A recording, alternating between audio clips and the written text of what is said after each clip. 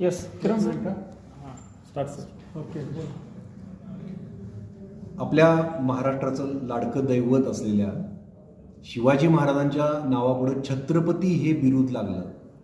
ते बिरुद लावताना त्यांच्या मार्गात किती अडथळे आले, किती यातनांमधून त्यांना जायला लागलं, याची स्टोरी आजपर्यंत कुणीही रंगभूमीवर सिनेमातून तुम्हाला सांगितली नव्हती. आजपर्यंत छत्रपती शिवाजी महाराजांचा राज्याभिषेक म्हणजे एक सोहळा, आनंदी सोहळा असल्यासारखं आपल्याला दाखवलं गेलं. राजांच्या मनात राज्याभिषेक करून घेण्याची इच्छा का उत्पन्न झाली, त्याच्यामागे काय कारण होतं?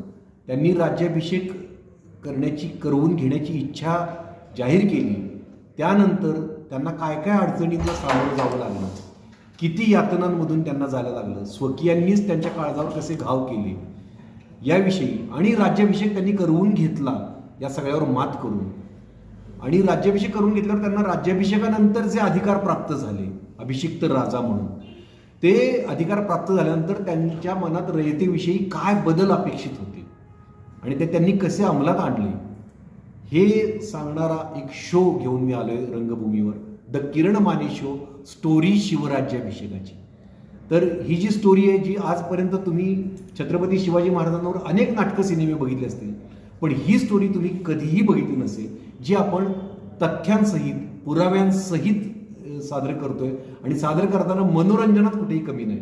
यात संगीत आहे, गाणी आहेत, तुमचे पाय थिरकतील अशी गाणी आहेत, तुम्ही खळखळून हसाल असे विनोद आहेत, आणि तुम्ही रडाल इतकं इमोशनल सुद्धा गोष्टी आहेत, इतक्या भावनिक करणाऱ्या गोष्टी आहेत. पण त्याच वेळी तुमच्या मेंदूची मशागत होईल, तुम्हाला काहीतरी जाणवेल इथे आज आपल्या अवतीभोवतीची परिस्थिती ती का निर्माण झालेली आहे याची उत्तरं सापडायला लागतील, आणि खरोखर तुम्हाला विचार प्रवृत्त करेल अशी ही कलाकृती आम्ही रंगमंचावर आणली आहे.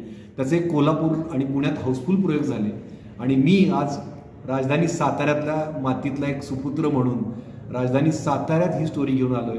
25 जानेवारीला संध्याकाळी 7 वाजता शाहू कला मंदिर इथं हा प्रयोग होतोय. तुम्ही सगळ्यांनी नक्की बघायला या, कारण ही आपल्या राजाची, आपल्या लाडक्या राजाची स्टोरी आहे, जी तुम्ही कधीही ऐकली नाही. आणि ती स्टोरी आत्तापर्यंत छत्रपती शिवाजी महाराजांना कायम अफजल खान, शाहिस्ते खान, आग्र्याहून सुटका, पन्हाळगडाचा वेढा, अशा ठराविक गोष्टींपुरतंच अडकवून ठेवलंय. त्याच्या पलीकडे समुद्रासारखे अथांग असलेले राजे, राजांचं चरित्र, राजांचं